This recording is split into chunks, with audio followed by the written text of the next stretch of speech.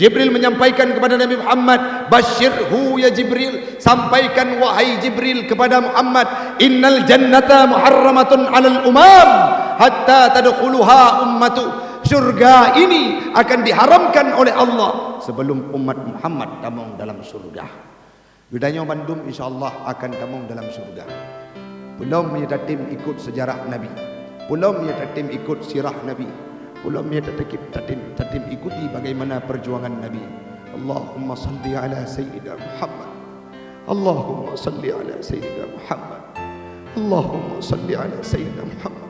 Ya Rabb, kamu cinta kepada Nabi, bersahabat kamu dia milki Allah dengan baginda Rasul yang bagaimana perjuangan beliau. Rindu kamu untuk kalian bagaimana sosok Nabi itu yang pernah memperjuangkan akidah Islam sehingga Islam itu hadir dalam relung hati kami.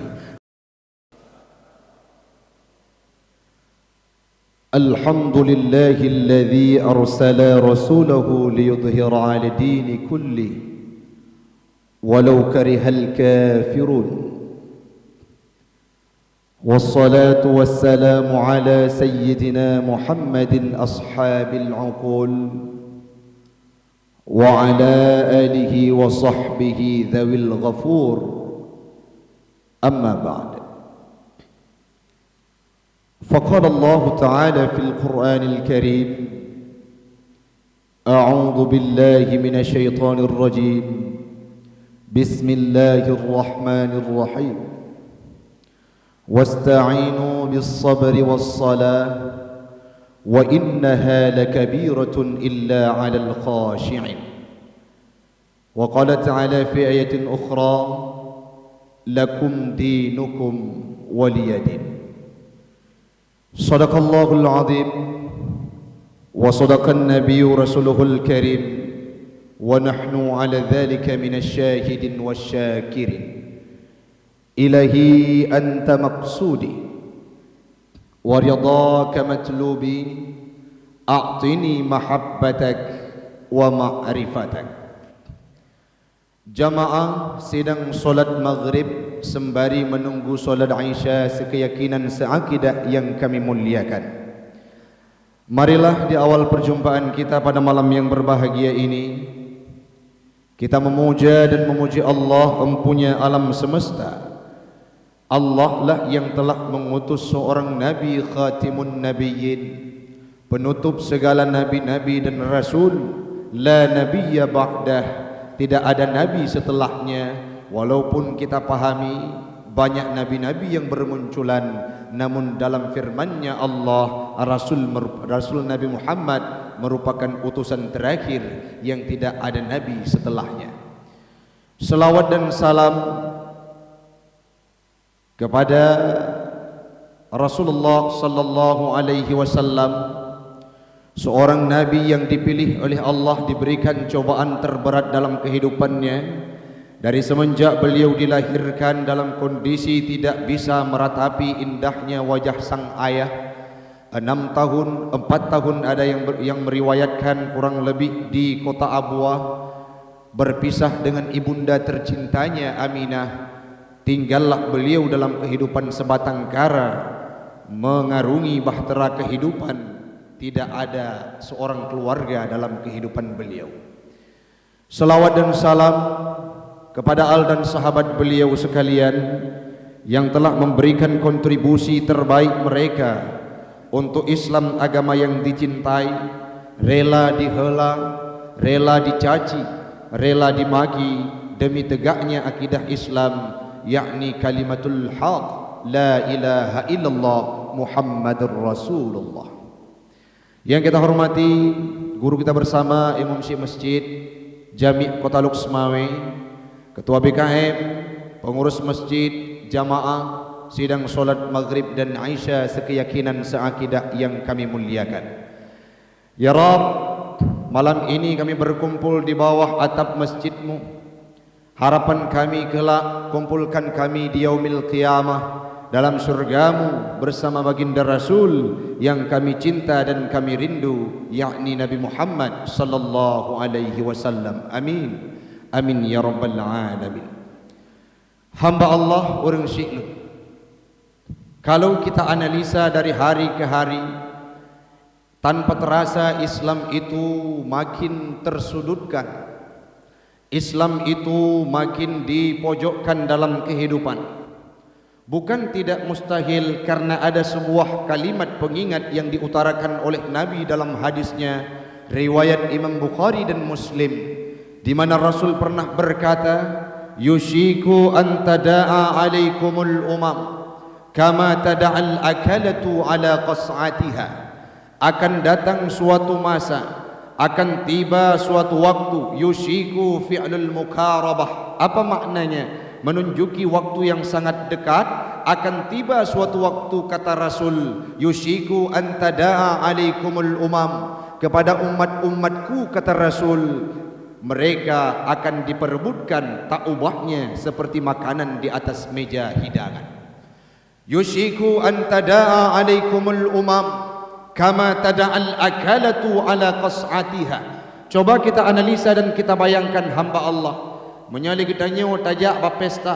Kalau kita pergi ke walimatul urs, ada prasmanan, ada talam yang dibawakan. Dari barat ingin mencicipi makanan tersebut, dari timur ingin merasakan enaknya makanan tersebut, dari berbagai penjuru akan diperebutkan. Kal akalati ala qas'atiha, seperti makanan di atas meja hidangan. Siapa mereka? Umatku, kata Rasul. Seorang sahabat bertanya, apakah kita waktu itu sedikit ya Rasul? Apakah kami kuat bukan kuantitas? Rasul menjawab, bal antum kathir walakinna ka ghusa'is sa'il. Kita pada waktu itu kata Rasul, berjumlah banyak, kuantitas namun yang tidak berkualitas. Kuantitas yang tidak berkualitas, apa maknanya? Banyak kita, tetapi centang perenang seperti ka ghusa'is sa'il, seperti buih-buih di lautan. Lagi kuboh bab benih laut urang silun hana makna udip tanya.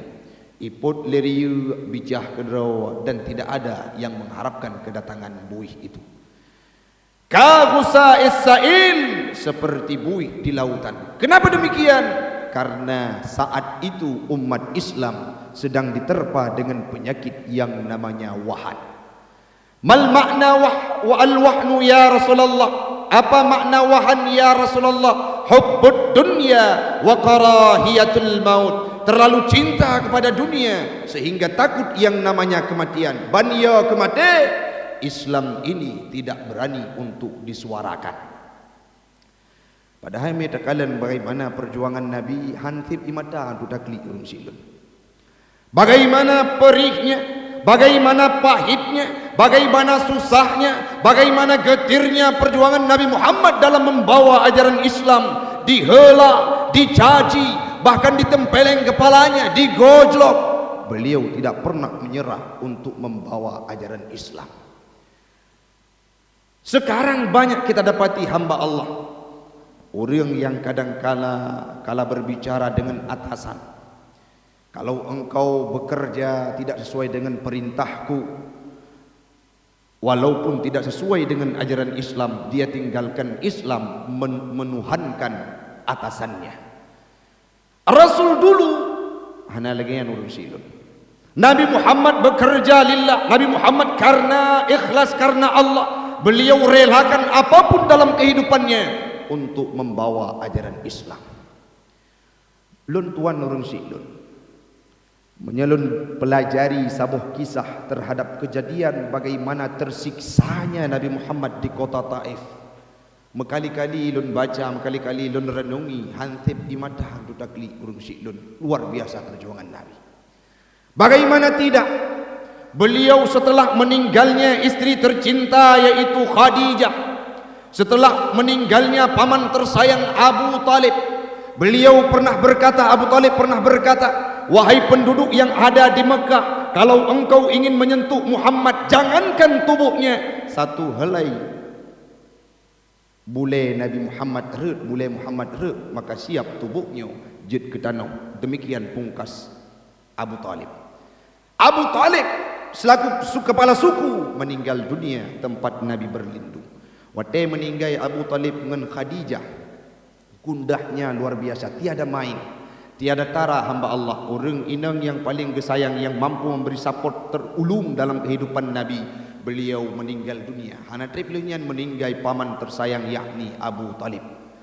Abu Talib menjadi benteng utama untuk Nabi demi ajaran Islam. Tidak ada satu orang pun yang mampu mengganggu Nabi semasa Abu Talib itu masih hidup. Waktu Abu Talib beliau meninggal dunia, dari situlah penduduk Islam diembargo luar biasa. Ada sahabat yang ditombak tubuhnya. Ada sahabat paman Utsman bin Affan yang dibakar tangannya dalam ayaman yang terbuat dari pelepah kurma. Kenapa? Karena tidak mau meninggalkan akidah Islam. Ada Bilal bin Rabah, seorang budak yang hitam legam, diimpit tubuhnya dengan batu yang sangat besar di bawah terik mentari. Disiksa, dianiaya, diembargo penduduk-penduduk Islam yang ada di kota Mekah, tidak terkecuali Nabi Muhammad hamba Allah. 2 minggu leh kejadian tersebut meninggai Khadijah, meninggai paman tercinta Abu Talib. Nabi Muhammad berangkat dengan Zaid bin Harithah untuk membawa ajaran Islam ke kota Taif. Harapan Nabi waktu ajaran Islam itu hijrah Nabi untuk membawa ajaran Islam di luar kota Mekah. Yang pertama adalah kota Taif yang beliau tuju. Tempatnya yang dingin, sejuk, ketinggiannya kurang lebih 1.500 meter di atas permukaan laut. Di kota Taif itu kalau kita pergi sekarang, siapapun yang sudah pernah umrah, banyak sekali persediaan buah-buahan segar di sana. Di kota Taif itu pula jauh dari Mekah kurang lebih 100 km. Cina bayangkan Nabi Muhammad berangkat di bawah lembah-lembah, di bawah teriknya mentari, berdua dengan Zaid bin Harithah. Beliau berangkat untuk hijrah ke kota Taif. Di sana ada raja-raja, di sana ada penduduk yang luar biasa. Yang sakitnya hamba Allah, yang pilunya kita, sebelum Nabi datang diketahui wacana Nabi tersebut oleh seorang kafir Quraisy yakni Abu Jahal. Budak Abu Jahal, Umar bin Hisham yakni Abu Jahal, budak berangkat ke kota Taif berjumpa dengan suku Sakif, dilakukan provokasi yang luar biasa. Sehingga seluruhnya, rajanya, penduduknya, seluruh suku Sakif sudah anti terhadap kedatangan Nabi Muhammad. Mampu nentanya urung silun, wate kali hana urung perkara betul lagi kedanya. Dah bedah dan jauh gampung pulan, hidih kali hana urung hasud kedanya. Sehingga setiba kita di tempat tersebut, kita tidak disambut dengan kemewahan. Apalagi Nabi Muhammad dalam konteks untuk membawa ajaran Islam. Wate tro kota Taif, kemenetap di Nabi kurang lebih 10 hurau. Waktu teruk kena 10 hurau, mutidra urung hai dengar terhadap Muhammad. Singkat cerita hamba Allah, di suatu waktu Nabi Muhammad dilempari dengan sendal, anak-anak dengan sendalnya, orang tua dengan sendal yang besarnya, bahkan ada yang melempari beliau dengan kotoran onta. Luar biasa Nabi Muhammad disiksa di kota Taif. Beliau berkata kepada Zaid bin Harithah, bagaimana wahai sahabatku, apakah kita tinggalkan Taif ini supaya Islam ini selamat? Saat Nabi ingin beranjak pergi meninggalkan kota Taif, rajanya berkata, engkau Muhammad tidak kuundang untuk datang ke Taif ini, engkau harus mati bersimbah darah di kota Taif ini. Dikepung Nabi Muhammad. Itu pintu, hai bibit. Seluruh penjuru kota Taif ditutup pintunya. Kenapa? Engkau tidak kami undang, engkau harus mati bersimbah darah di tempat yang mulia ini. Nabi hanaya urung silun, diancam luar biasa. Yang dalam hati Nabi Allah sayang tat ke penduduk yang na di kota Taifnya menyena ikap lidron dua urutuk di yaumil qiyamah. Tidak sampai di situ hamba Allah, dalam bisik-bisikan para pemuda, para pemerintah, ada yang bersuara. Waktunya Nabi Yirom dengan pelepuk kurma, dengan kotoran onta, bahkan ada yang melemparinya dengan bebatuan. Waktu dengan hirom-romnya, put apa mati ke Muhammad ini? Jawab oleh seseorang di antara, jangan. Karena Muhammad itu punya suku, punya kabilah, punya kaum, punya golongan di kota Mekah. Takutnya kita akan diobrak-abrik oleh mereka. Karena ia takut truk bantuan kepada Nabi Muhammad sehingga diberikan peluang untuk bebas. Pekejap bebas, Nabi langsung berangkat buka. Tapuo Muhammad, apilih Muhammad dari gerbang Taif ini, jangan semena-mena. Bagaimana caranya? Utus semua bala tentara yang tegap tubuhnya. Dipanggillah pemuda-pemuda yang kekar tubuhnya. Dipanggillah pemuda-pemuda yang luar biasa kuat.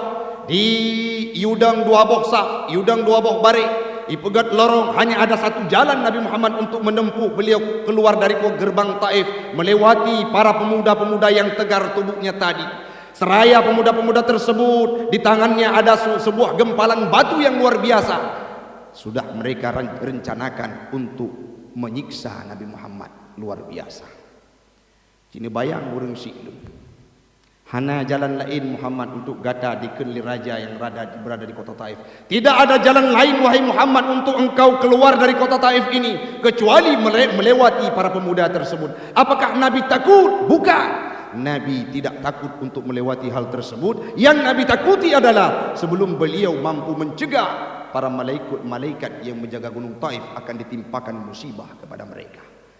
Walaupun Nabi Muhammad tengah disiksa luar biasa, beliau tidak pernah merasakan beban tersebut. Yang beliau fikirkan bagaimana nasib orang yang sedang menderanya. Gejak gelangkah kaki Nabi urung siklun. Cina bayangkan dengan mata hati Nabi langkah berangkat dari Unun ihram bate bak muka kenang keneng ru darah malik oleh Nabi uia tengah geser oleh Nabi ui ihram rawi masih Unun. Coba bayangkan seorang yang sangat mulia, yang tidak ada manusia yang masuk surga sebelum beliau masuk dalam surga, tetapi beliau pernah dirajam oleh umatnya, yaitu suku Saqif yang sekarang mayoritas Islam. Tidak demikian hamba Allah. Langkah demi langkah Nabi melaju, dilempari dengan bebatuan yang runcing sehingga betisnya Nabi keluar darah luar biasa. Pernah saat di pertengahan pemuda tersebut, Nabi didorong dari belakang tersungkur ke depan. Nabi dibangunkan kembali, didorong kembali. Berpuluh-puluhan kali Nabi menerima darah tersebut. Berlumuran darah dalam memperjuangkan akidah Islam. Hari ini uronyo urang siklun na urang Islam yang ia pegah Islamnya adalah agama yang betul. Hari ini ada orang-orang di antara kita kalau berhadapan dengan ajaran Islam, berhadapan dengan materi, berhadapan dengan atasan, berhadapan dengan lembaran rupiah, meninggalkan syariat Islam, meninggalkan akidah Islam, bangga untuk mempublikasi sebagaimana yang tidak pernah dilakukan oleh Nabi.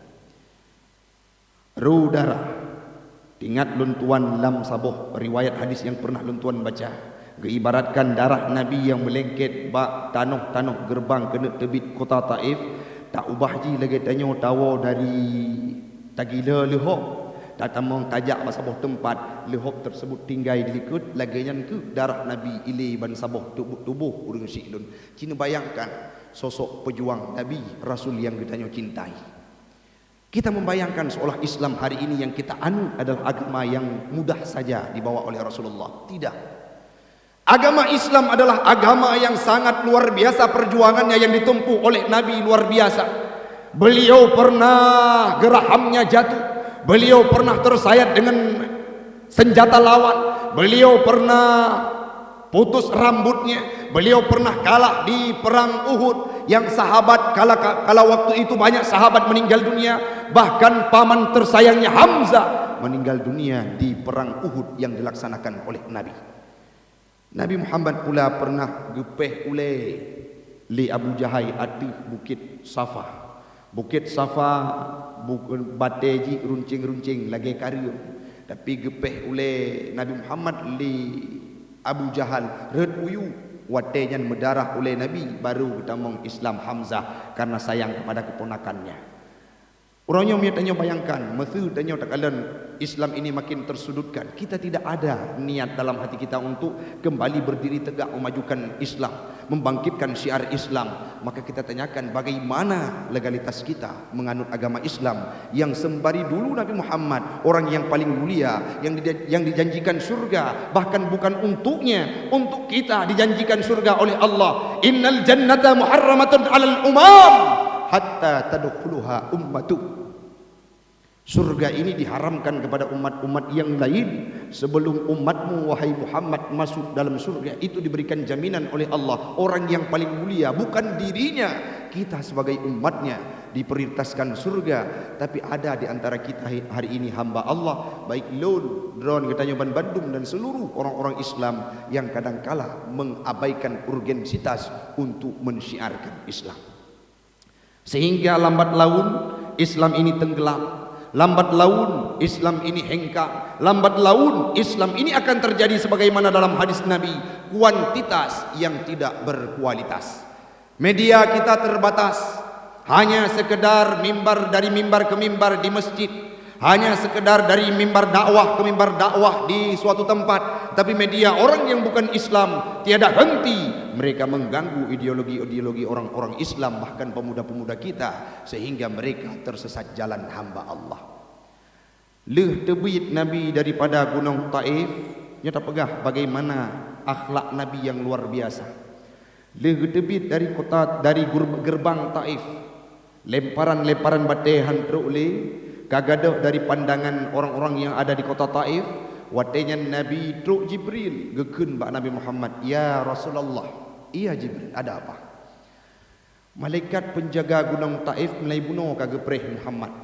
Pengatara gepreh Jibril gatah telake ba Allah supaya diizinkan kepada mereka untuk gelungkop gunung Taif tersebut di atas umatnya.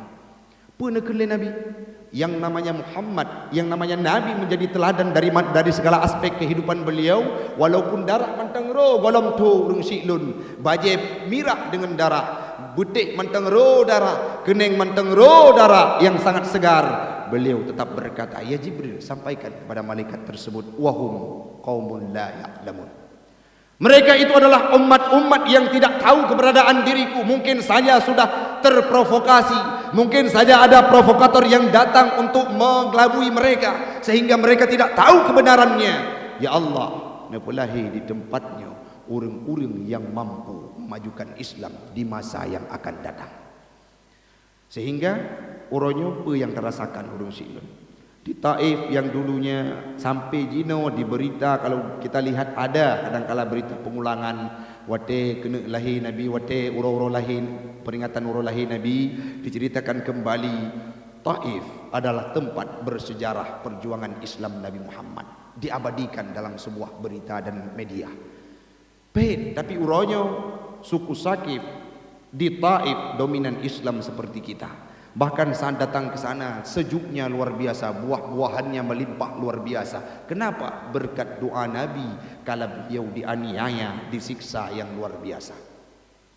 Nabi nekun lenya nebedoh dengan Zaid bin Harisah nemesom dilikut gunung Taif nekun ba Allah.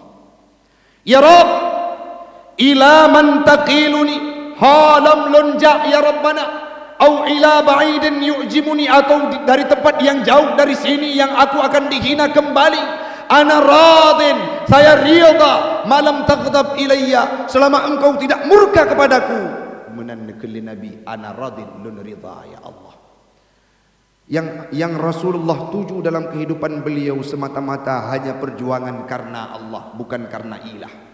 Manya Allah manteng rida terhadap kehidupan Nabi, maka selama itulah Nabi Muhammad akan berjuang untuk memperbaiki akhlak manusia dan membawa ajaran Islam. Tapi manya Allah kabungih kepada Nabi, itulah hal yang paling ditakuti oleh beliau. Beda dengan kita, beda dengan Gedanyo baik Lung atau Gedanyoban Bandung burung Siklun. Kadangkala Tuhan itu kita kesampingkan. Ada perintah yang dianjurkan oleh Allah, kita tinggalkan demi mementingkan perintah yang dianjurkan oleh atasan atau orang-orang yang berada di atas kita. Semoga itu menjadi perubahan dalam kehidupan kita. Dari cerita Taif tadi, ada beberapa hal yang perlu kita jadikan sebagai nasihat paling penting. Jangan pernah berhenti untuk mensuarakan Islam, karena Rasul sudah pernah disiksa yang tidak seberapa siksanya Nabi seperti kita hari ini hamba Allah.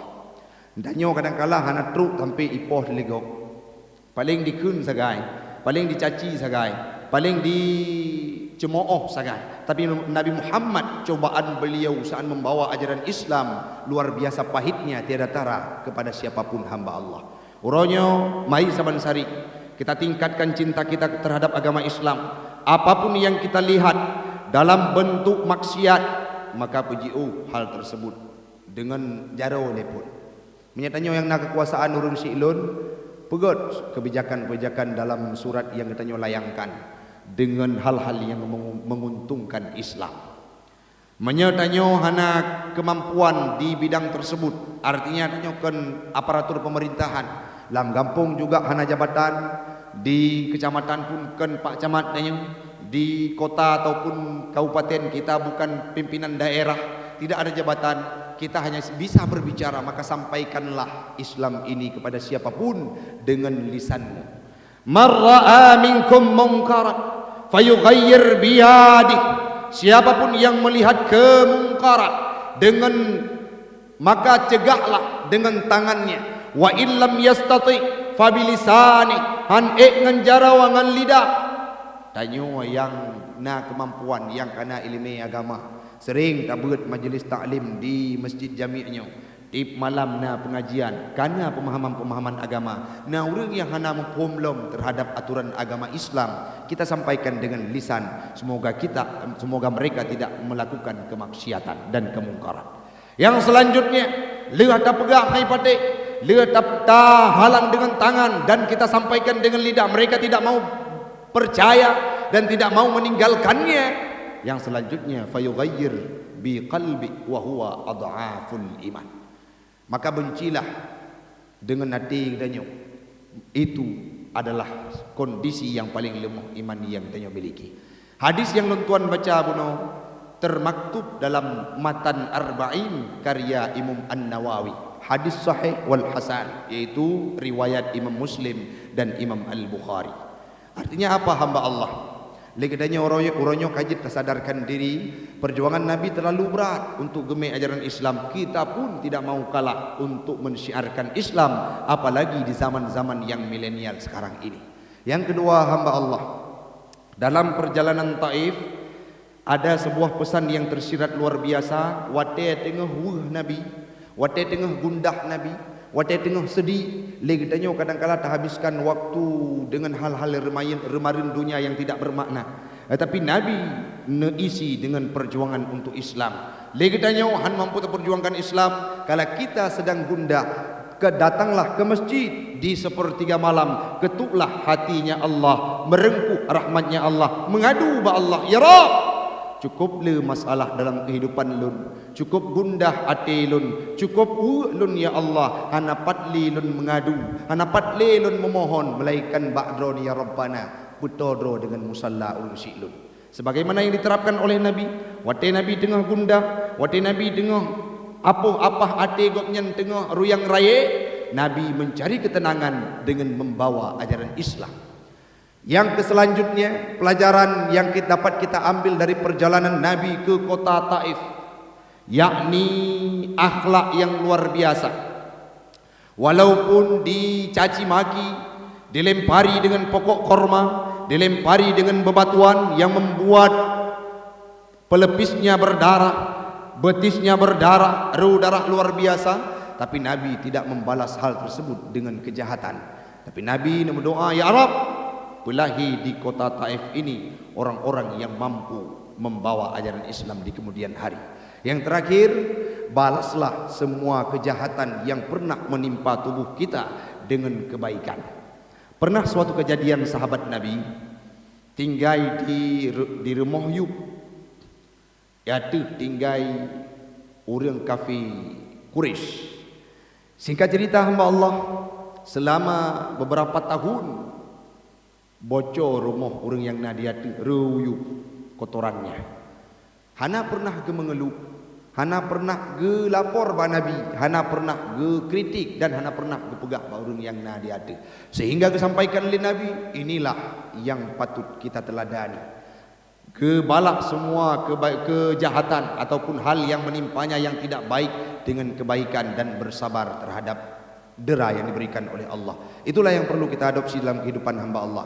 Baik bacutnya saudara tu, yang kun kita tanya langsung terpancing, sehingga tametruh dam mepluh tun hana muturi.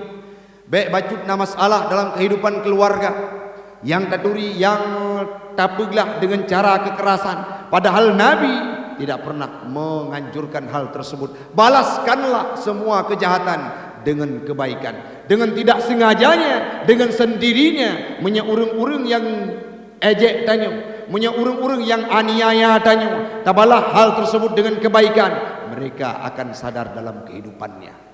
Yang terakhir hamba Allah, Nabi Muhammad adalah urang yang paling cinta dan paling ingat kepada kitanya. Pernah ingat lun, waktu Nabi tengah gedua dengan sahabat, dengan para sahabat tengah gedua nyaman dan bersukaria, gekun li Nabi, ana mustaqun li ikhwani. Tahu sahabat pemakna tengku hadis Nabi yang kekenyan bermakna adalah lun rindu tatat ke saudara lun, sedangkan sahabat ada di sekelilingnya. Watenya gedanyang li sahabat, apakah kami bukan saudaramu ya Rasulullah? Bukan, bal antum ashabi, engkau itu adalah sahabat-sahabatku, kata Rasul.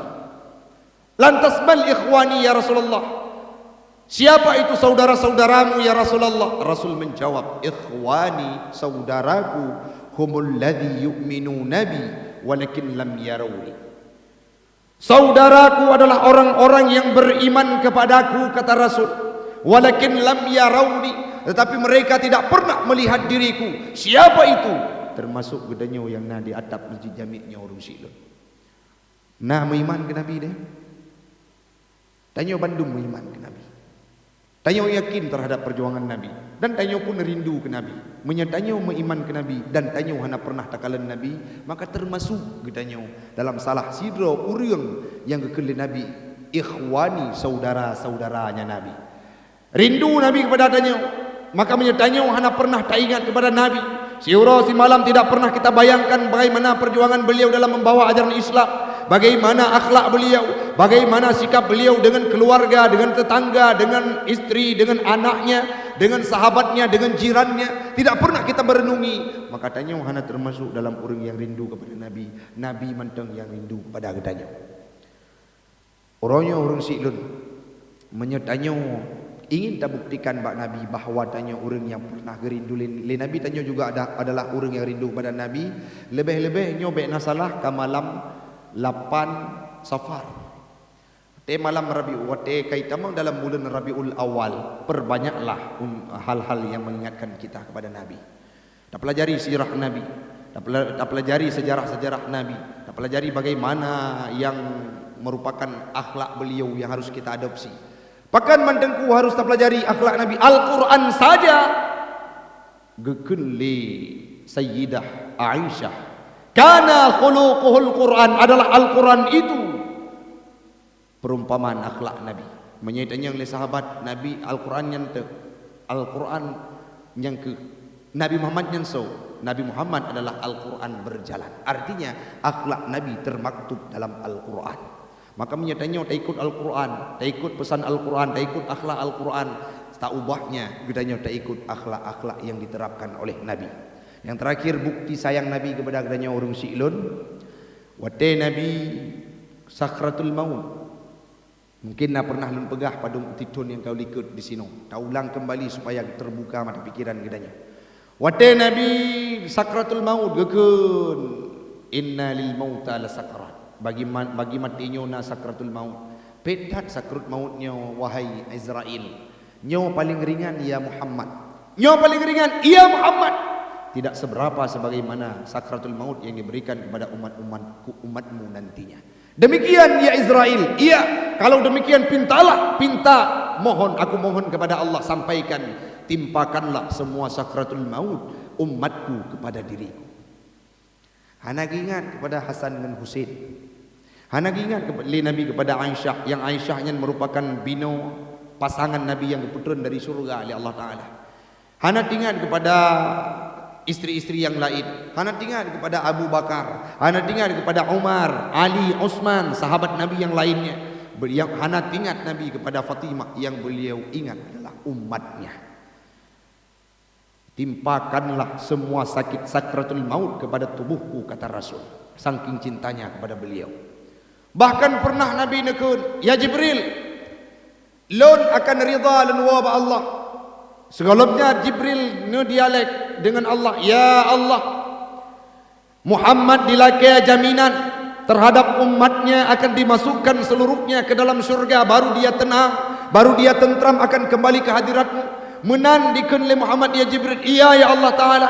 Kalau demikian, ya Jibril, sampaikan kepada Muhammad apakah dia lebih memilihku atau lebih memilih kehidupan dunia. Muhammad tidak memilih kehidupan dunia ya Allah, tetapi Muhammad hanya meminta jaminan untuk umatnya. Selanjutnya Allah menyampaikan, fa'auhallahu ala Jibril. Allah mewahyukan dalam hadis qudsi kepada Jibril. Jibril menyampaikan kepada Nabi Muhammad, basyirhu ya Jibril, sampaikan wahai Jibril kepada Muhammad, innal jannata muharramatun 'alal umam hatta tadkhuluha ummatu. Surga ini akan diharamkan oleh Allah sebelum umat Muhammad tamung dalam surga. Gedanya bandum insyaallah akan tamung dalam surga. Belum ya tatim ikut sejarah Nabi, belum ya tatim ikut sirah Nabi, belum ya tatim ikuti bagaimana perjuangan Nabi. Allahumma salli ala sayyidina Muhammad, Allahumma salli ala sayyidina Muhammad, Allahumma salli ala sayyidina Muhammad.